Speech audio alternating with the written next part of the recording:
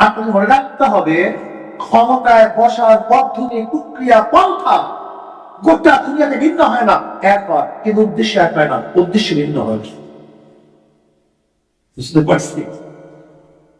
আমি যে কাজগুলি করতেছি, এই যত কাজ, এই যে আপনাদেরকে ডাকছি, সংগঠন করতেছেন, আন্দোলন করতেছেন, সবাই দিচ্ছেন, সবাই কাপড় করতেছেন, এই আমল দিচ্ছেন, শ্রম ব্যয় করতেছেন, রক্ত ঝরাচ্ছেন, ঘাম ঝরাচ্ছেন, মেধা ক্ষয় করছেন, কিসের জন্য? ইসলামিক ওয়ার্ক দাঁড় করে। কিসের জন্য? ঠিক আমাদের পাশাপাশি অন্যান্য সংগঠনগুলিও মেধা খরচ করছে, ঘাম ঝরাচ্ছে, ওরাও মিছিল করতেছে, মিটিং করছে, আলোচনা করতেছে, কিসের জন্য? ডেমোক্রেসি বাস্তবায়ন করার জন্য। কিসের জন্য? সোশ্যালিজম বাস্তবায়ন করার জন্য। কিসের জন্য? কমিউনিজম বাস্তবায়ন করার জন্য। কিসের জন্য? সেকুলারিজম বাস্তবায়ন করার জন্য। একই কাজ উভয় করতেছে।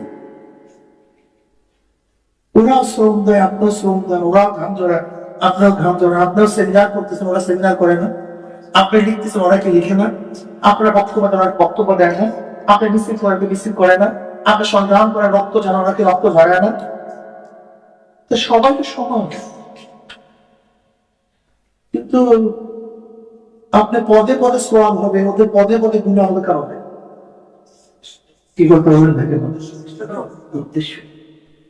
কাজে আমাদের প্রত্যেকটা কাজের মূল উদ্দেশ্য এই যে আজকে আপনাদেরকে উৎসাহিত করার জন্য এই সংবাদগুলো দেওয়া, উদ্দেশ্য সবাইকে এক কাজ করে নিয়ে এসে এই ঘুরে দেওয়া সমাজকে পরিবর্তন করার জন্য উৎসাহিত করা, তা আমাদের উদ্দেশ্যটা। ওই যে সূচনাতে আলিফ বা তা করেছিলাম, উদ্দেশ্যের উপর আমার হাদিস শিক্ষা। ওই যে প্রথম আঁকাইছিলাম, উদ্দেশ্য কোরআন হাদিসের উপরে আমি পাঠে। ঠিক আজকে আমাদের প্রত্যেকটা কাজে মূল উদ্দেশ্য হলো আল্লাহর জমিন, আল্লাহর হুকুমকে পায় অবস্থা, নিজে সংশোধন হওয়া, আর একজনকে সংশোধন করা। যে এলেম শিখছি, সে এলেম নিজে বাস্তবায়ন করা, সমাজের বাস্তবায়ন, এই তোমাদের উদ্দেশ্য।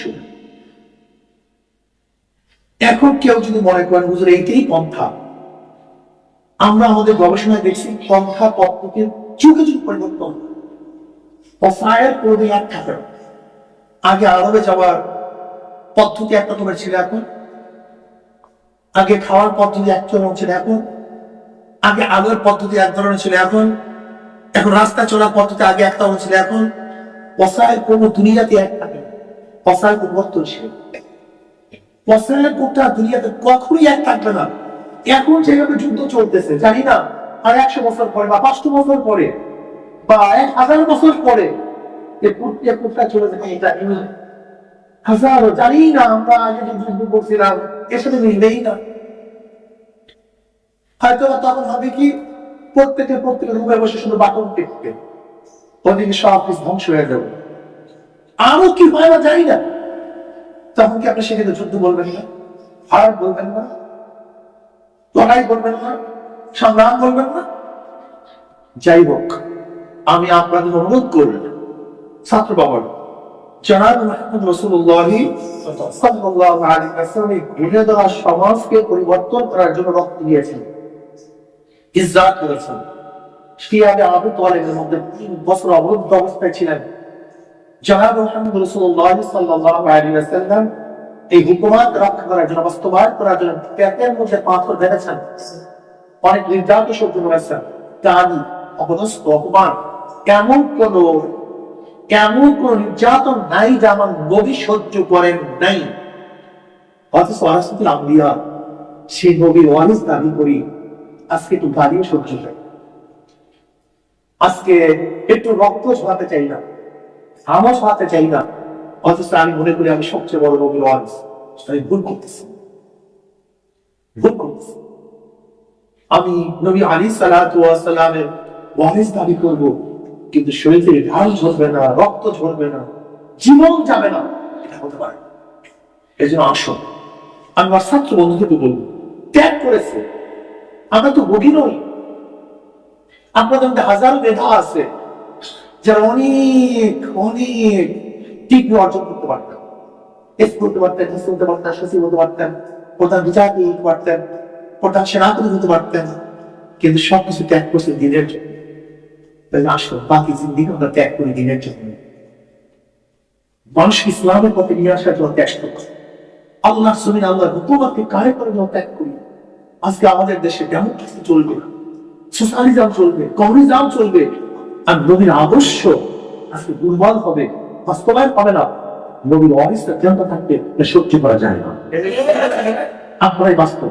গতকালকে আপনারা নেমেছেন অপসংস্কৃতির বিরুদ্ধে, শুধু নামছেন, অপসংস্কৃতি থাকতে পারেনি।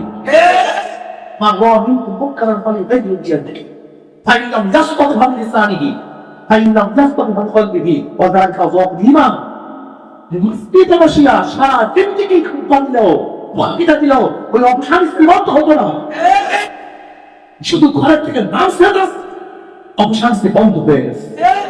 আপনার ঘরে হবে অপসংস্কৃতি বন্ধ পদ্ধতি ভিন্ন, আর মসজিদে বয়ানের পদ্ধতি ভিন্ন। আমরা কিছু আছি শুধু ভাবছি মসজিদের ব্যাপারে বয়ান করলে সবকিছু পরিবর্তন হয়ে যাবে। আপনার বাস্তব এই ফরিদাবাদের ছাত্ররা তাকে বাস্তব দেখিয়ে দিয়েছে। সবকিছু মেম্বার হয় না, সবকিছু 10 গায়ে হয় না, সবকিছু প্লেনের মাধ্যমে হয় না, খেতে পারেন। যদি সবকিছু দোয়ার মাধ্যমে হইতো, জনাবে মুহাম্মদ রাসূলুল্লাহ সাল্লাল্লাহু আলাইহি ওয়াসাল্লামের সে বড় দোয়াকে কি আছে আমাকে বলুন, আমাকে বলুন। সে কেন বদলে না? সে কেন অবুঝে যাবে? সে কোনো অন্ধকে যাবে? সে কোনো তাই বড় ময়দান রক্ত চড়াবে? তার চেয়ে দোয়াকে কেউ নেই না। সব দোয়া সব জায়গায় দোয়া কবুল হওয়ার জায়গা আছে। বদরের ময়দানে গিয়ে যে দোয়া করতে হবে, সেই দোয়া মসজিদের নববীর মেম্বারে কবুল হবে না। উহুদের ময়দানে গিয়া যে দোয়া কবুল হবে, ওই দোয়া হেরেমের মধ্যে দোয়া করলে সেই দোয়া কবুল হবে না। ওটা জায়গা ওখানে। আপনার রাস্তায় নেমে যখন প্রতিবাদ করেছেন, তখন ওই সমস্ত কি জানি না সাকরাইন বন্ধ হয়ে গেছে।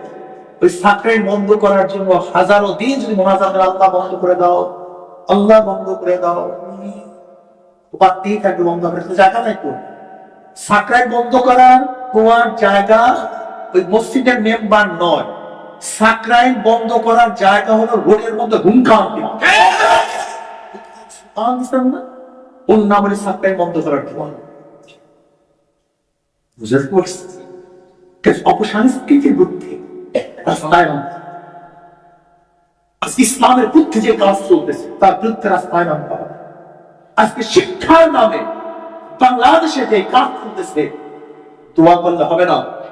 এই অপশিক্ষার বিরুদ্ধে রাস্তায় নেমে যদি আল্লাহু আকবার ধরে দিতে পারি, অবশ্যই অবশ্যই এদেশে সুশিক্ষা প্রতিষ্ঠিত করতে বাধ্য হবে ইনশাআল্লাহ।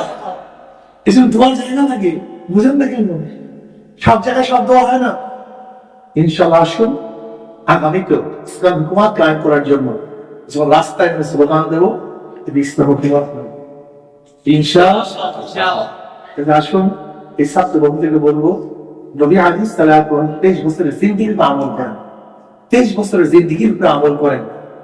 শুধু আমরা মিষ্টি খাওয়ার ওয়ারিস হবেন না, রক্ত ঝরাবার ওয়ারিস হবেন। কথাটা বুঝতে পারছি? শুধু ডাইন কাঁধে শোয়ার এই সুন্নাতের ওয়ারিস হবো না, বড় রাস্তায় নেমে বেঈমানদের মোকাবেলা করার জন্য উঁচু কণ্ঠে আওয়াজ দেওয়ার ওয়ারিস হবেন।